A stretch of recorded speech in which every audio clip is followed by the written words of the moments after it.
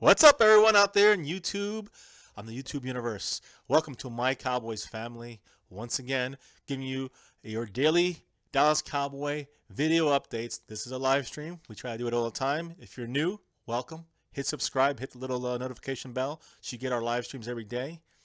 And today we're going to be talking about a lot of different subjects. I'm going to keep it about 30 to 45 minutes. I'm going to try my best. What's up, Zero God Loading? How you doing? All the usual faces are going to be here. Make sure you guys hit like, hit subscribe if you're new, and thank you for joining us, guys. Right now I'm watching this Thursday night football game. If you do recall, there is one tonight. It is involving the Chicago Bears at the Green Bay Packers. What's up, Purple Gaming? How you doing?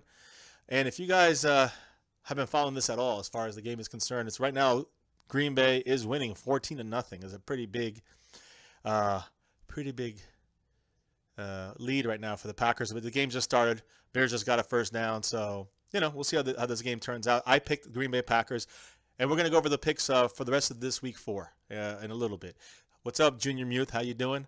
Let me make sure that all the audio sounds good. Before I do that, though, I want to let you know that tonight is the 195th meeting, guys, between these two teams, the Chicago Bears and the Green Bay Packers, guys. The series is tied at 94, and 6 ties. So each team has won 94 games.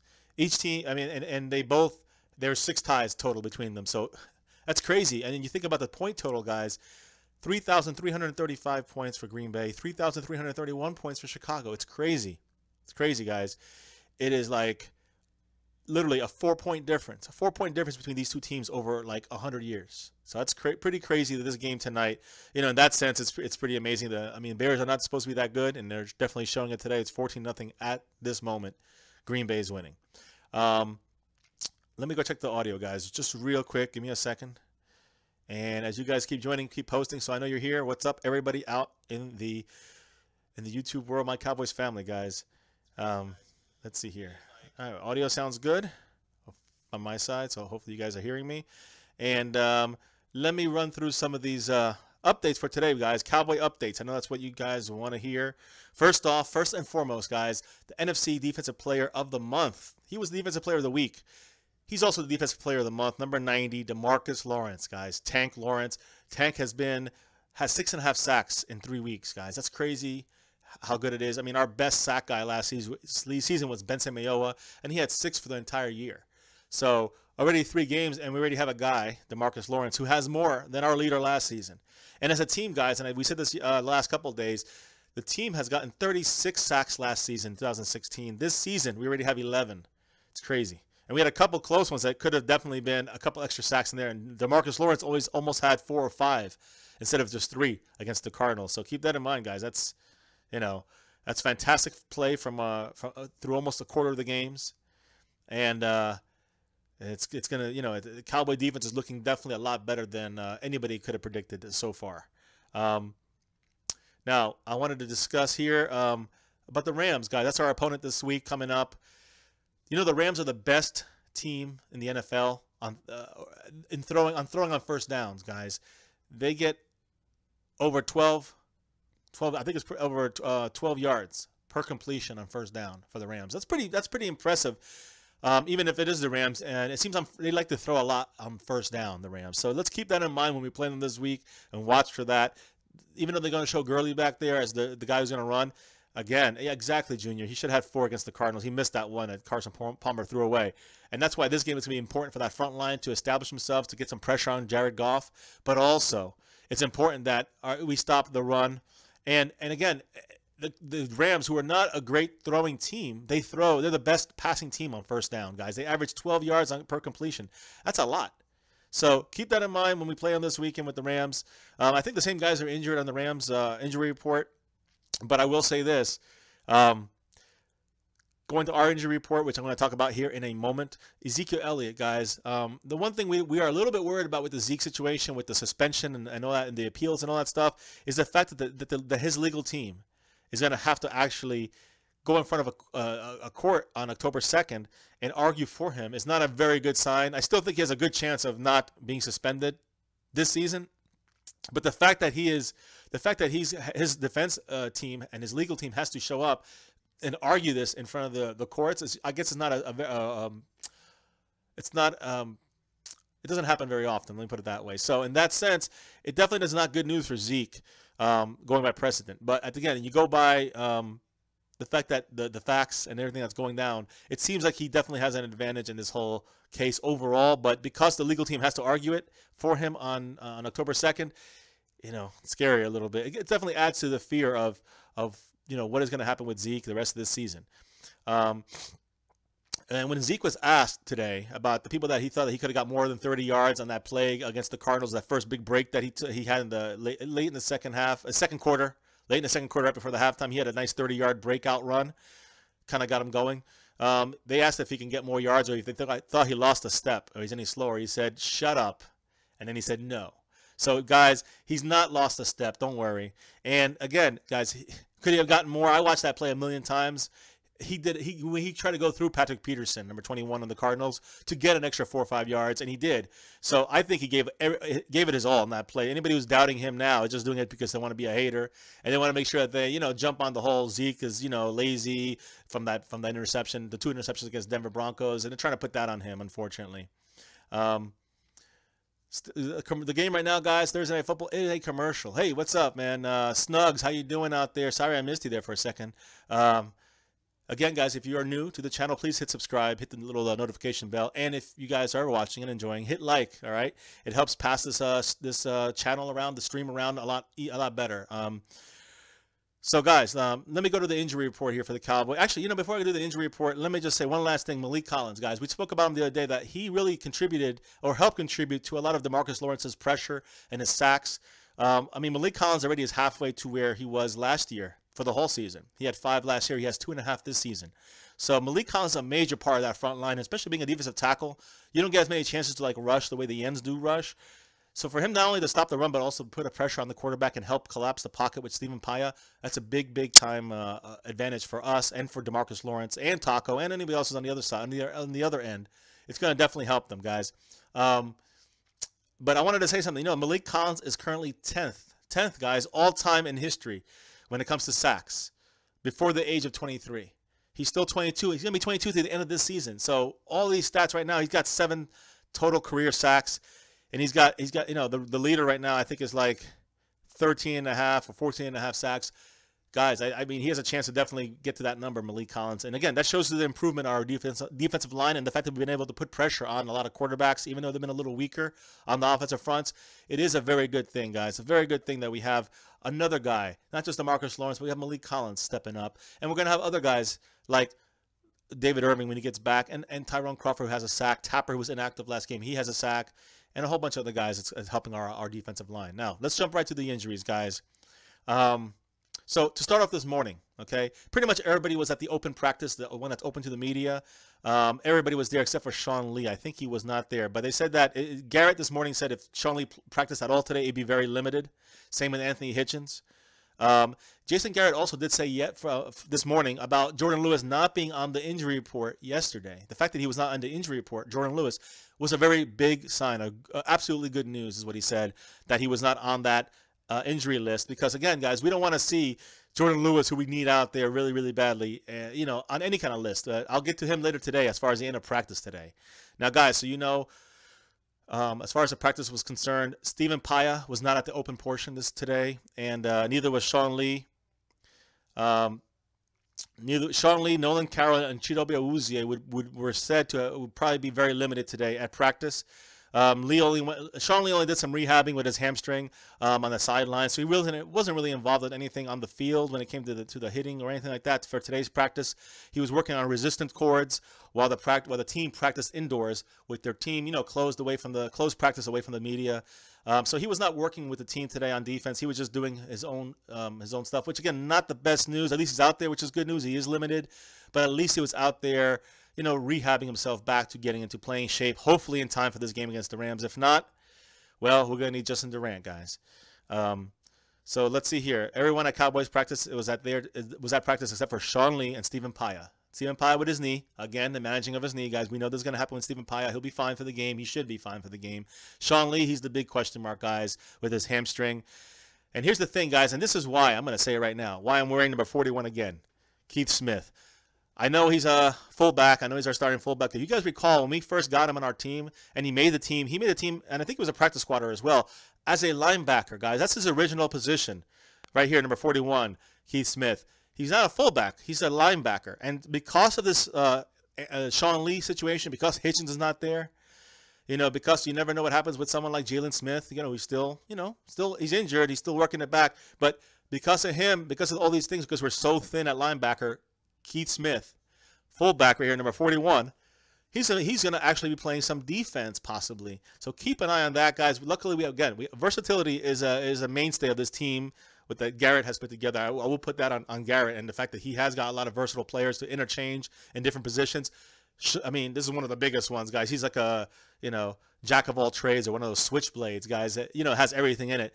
This is what Keith Smith does. He not only is going to block and can catch out of the backfield and block for Zeke and block on passing downs at times. You can even play tight end sometimes. But he's also going to be playing linebacker possibly. He's our fourth or fifth linebacker, guys. So keep watching for that in the game. If we need someone out there, you might see number 41 playing defense. So let's see here, guys. I'm just going to go to the next page here. I'm almost caught up. I'm going to ask some questions. You guys have any questions, definitely post. So, guys, and if you're watching this on the replay, comment on what you think about some of these things we're saying, some of these updates from the Cowboys. I hope you guys caught the updates from yesterday. They were similar to some of the things we're saying today, just a little more updated, of course, today. But it was during the long shot stream that my daughter, little Jay, did. And little Jay finished it last night. She was drafted by the Dallas Cowboys, guys, 7th round, 4th quarterback.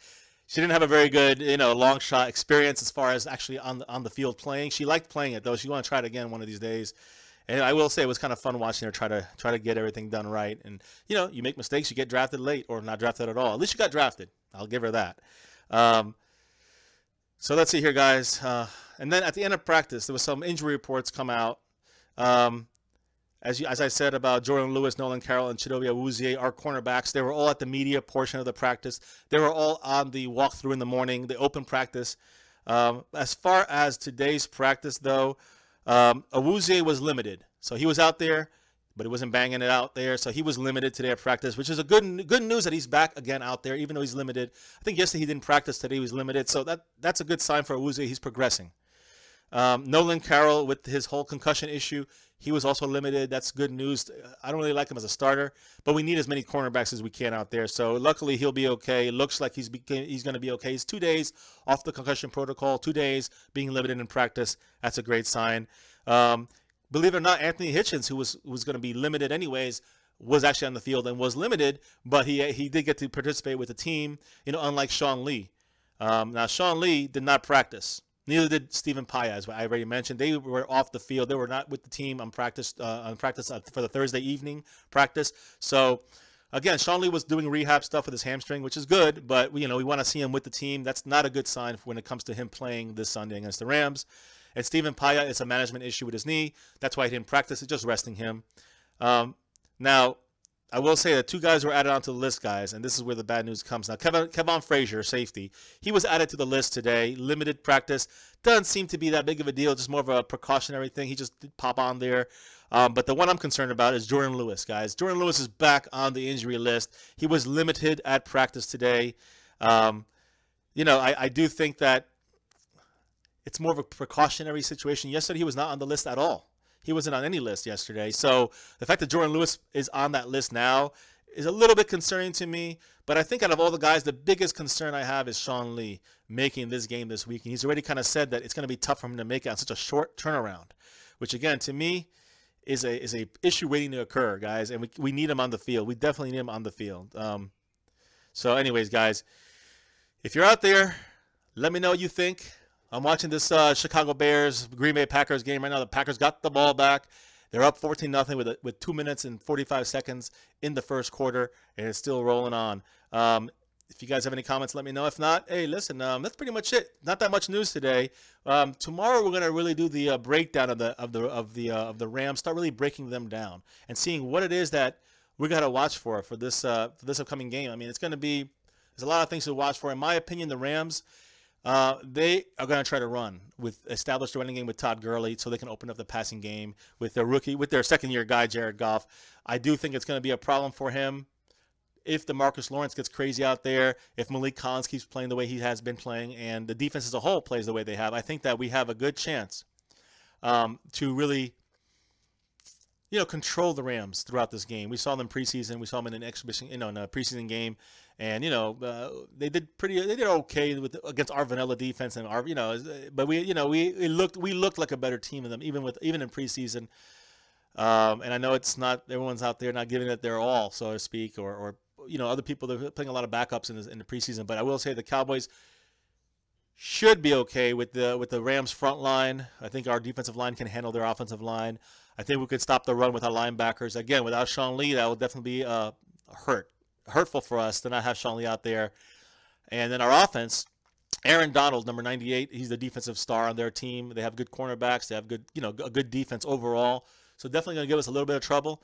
But I will suspect that if our offensive line can hold Aaron Donald away from stopping the run from Zeke, away from putting pressure on Dak, that's where I think we actually, really can turn things around and really take full control of the game. As I say every week, we run the ball, we control the clock, chew up some time, and keep the defense off the field. We win the game. That's the way it's going to happen every week.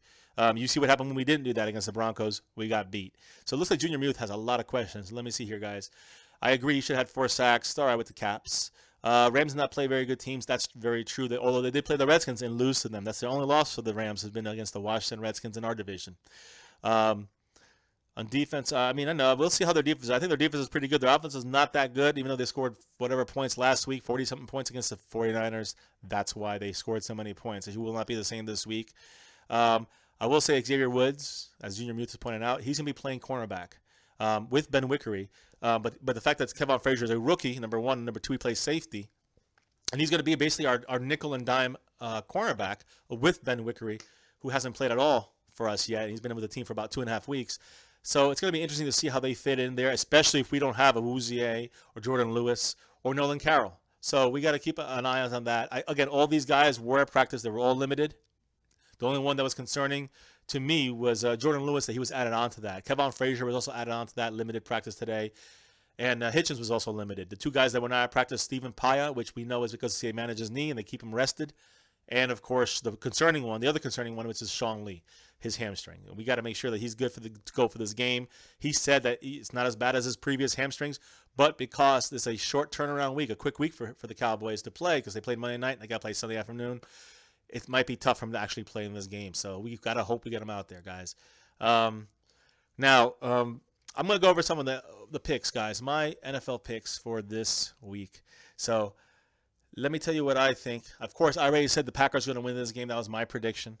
So far, so good. And let me run through some of these other ones, guys. Let's see here. Well, Rams at Cowboys, 1 o'clock. I'm picking the Cowboys. As I said already, the reasons why. We'll go through more in-depth reasons why I'm picking the Cowboys, aside from being as non-biased as possible a Cowboy fan. I am picking the Cowboys. I am going to wow, what's going on here? A big fumble going down on the punt. I think the Bears touched it, and now it's a fumble. So anyway, I'm sorry for getting off on the Thursday night game. This game is not over by far, guys, but the Bears look to be collapsing. I will pick the Cowboys over the Rams. There's a London game, which is New Orleans versus Miami in London, and I took New Orleans in that game. Now, I just can't see Cutler really pulling it out for the Dolphins. Even though the Dolphins do have a decent defense, they did get beat by the Jets last week. New Orleans beat Carolina. And again, not really what to do with that. It's more Drew Brees and the fact that the Dolphins did so bad against the Jets. Buffalo at Atlanta. Guys, I'm going to take Atlanta in that game. I know Buffalo beat a tough Denver team, but they were at home. Now they're away on the road in Atlanta. Atlanta plays pretty good at home in a new stadium.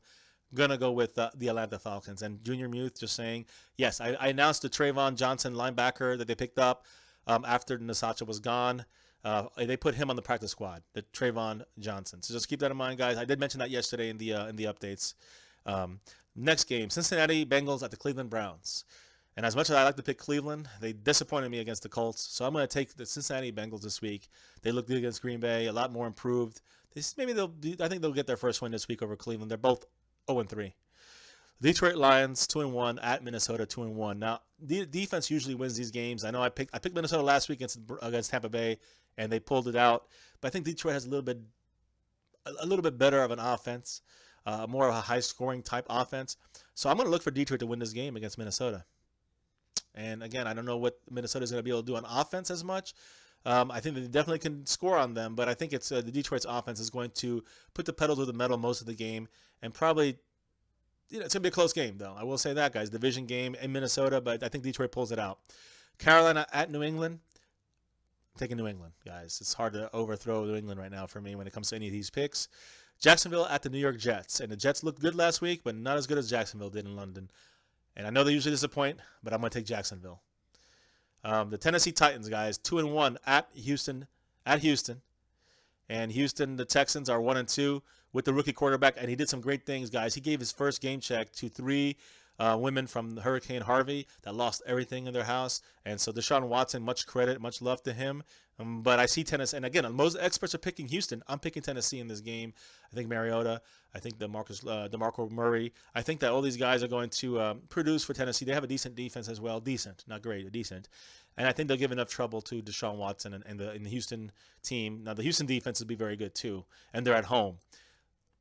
I know Jacksonville beat them the week 1 in Houston, and I just see Tennessee beating them this week. San Francisco at Arizona. I'm taking Arizona, guys. I'm scared to take them a little bit because I think San Francisco has a chance to win this game, but I think that Palmer will have a little more time this week, and he'll be able to pull out a victory against a tough, their division games are always, no matter what, again, like the Cowboys, division games are tough. It might be close, but I think Arizona wins it. And Steve Scoggins, what's up? Browns will win. They disappointed me last week. I know. I kind of almost picked them this week against Cincinnati. I just couldn't pull the trigger. I'm staying with Cincinnati this week. If one of them have to win, I'm going to go with Cincinnati. They have more weapons on offense. Let's see. We just said San Francisco, Arizona. I picked Arizona. Philly at the Chargers. Where are my Philly fans out there? I'm sure you can get pissed off at me now. This is a tough pick for me in the sense that when you're playing across the country, guys, Philly's going across to L.A. They're playing the Chargers. The Chargers are desperate for a win. They came close a couple times against some tough teams in Denver. They came close. They came close against Kansas City. I'm taking the Chargers this week over the Philadelphia Eagles, guys. And it's not about betting or thinking. I just think that the Eagles are going to have a letdown this week after that big win against the Giants. And I think the Chargers are going to pull out the victory. They're going to upset them. And now, the New York Giants, guys, they seem desperate. They're going to have to win a game. They're going to Tampa Bay. I definitely think they can win, especially with their defense. They're ready to tear Jameis Winston's head off. But Jameis Winston's also, they're going to be hungry for a win, too. They lost to Minnesota, and they're going to be at home. I'm going Tampa, guys. Giants going 0-4. That's my prediction. So that puts the Giants at 0-4, the Eagles at 2-2, if these things are right. And as I pick the Cowboys to win, they'll be 3-1. Ding. So Oakland at Denver. Another tough game, guys. I probably would have taken Oakland at the beginning of the season, but I'm taking Denver in Denver with that mile-high altitude, and in Denver against a great defense. I think Oakland's going to have trouble. They had trouble last week against the Washington Redskins, who are good, but not as good as Denver's defense. And if Washington handled them, then I think that Denver's going to handle Oakland, their offense. And I think they'll chip away slowly. Again, another division game, a close game, but I think that Denver will be able to chip away slowly and eventually win the game in a close one against Oakland. I'm seeing Steve here. Steve Scoggins says, Eagles, you picking the Eagles, but you hope they lose. Me too. I was about to pick the Eagles, and I said, when I looked at a little closer with San Diego's schedule and what they did, they came close. They came close, guys. So I think they're going to be hungry to win. Oakland definitely looked horrible on Sunday Night Football against the Redskins. And again, I know you picked Oakland. I'm going with Denver, even though I don't think Denver has the offense to hang. I think they have the defense that's going to be able to win it because they're at home in a mile high, altitudes in their stadium, and because I think that the Raiders' offense can be handled. If the Redskins handle them, the Broncos will handle them. But let's see, guys. Division games, things always change. Indianapolis Colts at the Seattle Seahawks, probably one of the easier picks of the week. Seattle Seahawks, even though I would love to see Indianapolis Colts win this game. What's up, man? What's up, Rack City? How you doing? Yeah, I know. I'm trying to be honest about it. I really do think the Chargers. I was going to pick the Eagles, but I think the Chargers are going to pull this win. They got to win a game, and it come so close multiple times. They're at home. They need a win. Philly is kind of, a little bit pumping their chest out because they beat the Giants in a close one, deservingly so. Watch them be caught off guard this week, though, against the Chargers, guys. Watch for that upset special. And again, I did take the Tampa Bay Buccaneers over the Giants. I mean, in all honesty, Tampa Bay is favored by 3 right now, and the Chargers are favored by 1. So, in reality, I'm actually picking the ones that are supposed to win by the bookies. So I did take the Seattle Seahawks over the Colts. And then on Monday Night Football, guys, Washington Redskins, 2-1 Redskins at the 3-0 Kansas City Chiefs. Should be a good game. Probably do a little Monday Night Football stream that night because Washington Redskins are creeping. But I take the Kansas City Chiefs, guys, against the two Chiefs. It's, no offense, but they're the two Indian-based teams playing each other. I think the Chiefs are going to beat the Redskins in this one. And, obviously I hope that happens that way too. So if that occurs, guys, Redskins, if it goes my picks way, Cowboys are 3-1, Eagles are 2-2, Redskins are 2-2, Giants are 0-4. That would be obviously the best thing that can happen for us. If you asked me last week or other weeks, of course sometimes I do pick the Redskins or pick the Eagles or Giants, and I've lost those picks at times. I picked the Giants over Detroit, and the Giants ended up losing. So I don't just pick them because I wanted them to lose, although I do want them to lose. It just happens to work out this week that I think they definitely all three can lose and the Cowboys could definitely win. At the same time, guys, just as easy as it can go this way, it can be flipped around the other way. We don't want to see that happen. And as I already said, Cowboys are winning this week, guys. In my picks, the Cowboys are going to win. So... And it's going to take a lot for me not to pick the Cowboys. Let's be honest. But as of right now, I do see the Cowboys handling the Rams. And we're going to talk more about that tomorrow, guys. If you guys don't have any more other questions and other comments and stuff, it's a slow night tonight, not just on here. But, I'm watching Thursday Night Football. Looks like there's a fight or something going on here right now. I'm going to watch the end of this game. Oh, it got delayed. What happened there? I missed it. Let me see. Is it storming? Hold on.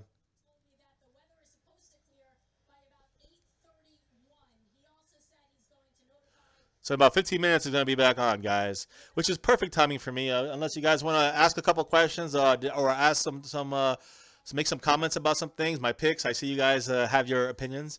Rewatch it, see how it falls out. Last week I was 8-8, unfortunately, with my worst week of the season so far. Tony Romo is doing this game, guys. So if you want to watch the NFL Network, to watch Tony Romo do his thing, he's been fantastic as an announcer, guys. So that'll be fun to watch the rest of this game. At least it's, like I said, this is the oldest rivalry in football. The Green Bay Packers have 94 wins in this series. The Chicago Bears have 94 wins in this series, and they have 6 ties. I'm sorry. So they're exactly equal, guys. After this is the 195th game is going to break the tie, and on top of that, their point differential right now is Green Bay up by 4 in the 100-year history of these two teams. They're up by 4. All right. Over the Bears, so they're tied in wins and losses. They're tied in ties, and they have, they're going through the 195th meeting between these two teams in the 100 years they've been playing each other, guys. And I'm telling you, wow, look at that lightning bolt. No wonder they stopped it. And I'm telling you, this game here is separated by basically in the history of this game, the history, guys, 100 years, 195 games, and it's separated by 4 points. Green Bay's winning by 4 points in the history. They have 94 wins each and 6 ties in the 194 attempts playing each other. And the total score is separated by 4 points. Of course, now you add another 14. So it's really 18 points. Green Bay's winning currently. But this game's not over yet, guys. Yeah, I see that, guys. It is a lot of lightning out there, guys, and that is what's going to stop the game. It's delayed. I'll get to be able to relax later tonight and watch it a little bit better than here on the stream. But, yeah, guys, that's interesting to know that it's been delayed. Again, guys, last set of questions. I mean, we've only been on for like 30 minutes, if that. I have a little more time. If you guys are more than welcome to discuss. If not, guys, it's all good. I am ready to roll out of here. We're actually on here for 29 minutes, guys, and there's about 10 of you on here. So hit like, hit subscribe for the stream, guys. Don't forget. We're not going to hit it out of the park every single time on these streams. A lot of people are busy doing things, and I understand everyone's got a life. But when Fiance comes back on here, it'll probably be game day, guys. We got a rough, tough schedule here in our personal lives and our personal families. So, we got a lot of school stuff for little J and little G, work stuff for myself and fiance, and just life stuff too, guys. So we're gonna be busy doing a lot of things. We're still recouping from the hurricane, so there's people coming tomorrow to check out the roof, and people coming to check out the air conditioning because that got kind of messed up too, guys. And here in Central Florida, trust me, you need the AC rolling. So a lot of stuff going on tomorrow for me. A lot of stuff going on for fiance with school and work. A lot of stuff going on for the kids, little J, little G. They're both busy at school doing a lot of stuff. They had their open house with the teachers today, so been busy all over the place. And again, why I'm wearing number 41 again, guys, second time in a row. And the only reason I'm wearing this shirt, this jersey, because this guy right here, he might have to play linebacker for us because of Sean Lee's injury.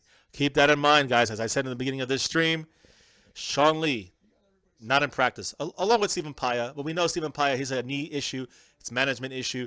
It's just something that is expected from him. He's going to probably end up playing against the Rams, Stephen Paya, number 55. But Sean Lee is the only one that missed practice, and it was away from everyone in practice other than Stephen Paya. And he's the one that scares me, guys. This quick turnaround time, even though it's a hamstring injury, is not that bad for him. He doesn't want to risk it. He doesn't want to risk the short turnaround time.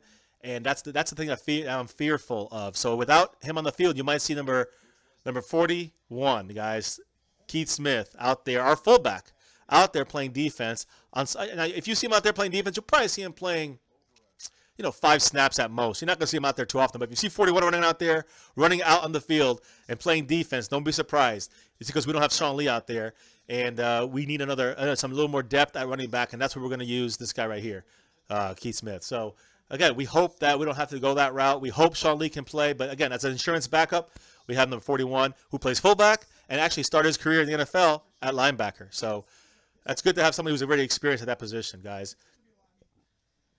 It is pouring rain, a lot of thunder, lightning and thunder right now, so it's going to be at least a 15-minute delay. It looks like this game is going to be delayed a lot more, honestly speaking. If they delayed the Cowboys for an hour, this might be close to that same thing, guys. So it's going to be a real late night, Thursday Night Football. Hope you guys check back if you missed the beginning of the stream. If you're just tuning in now, hit like. If you're new, hit subscribe, hit the little notification bell so you can join all our live streams, guys. And again, we'll be back tomorrow. Tomorrow night, I haven't really figured out what I'm going to do tomorrow night as far as the discussion topic. We might do some kind of Google Chats. But if we don't do Google Chats, we'll do some kind of a Rams breakdown tomorrow. I'm going to do more checking into them.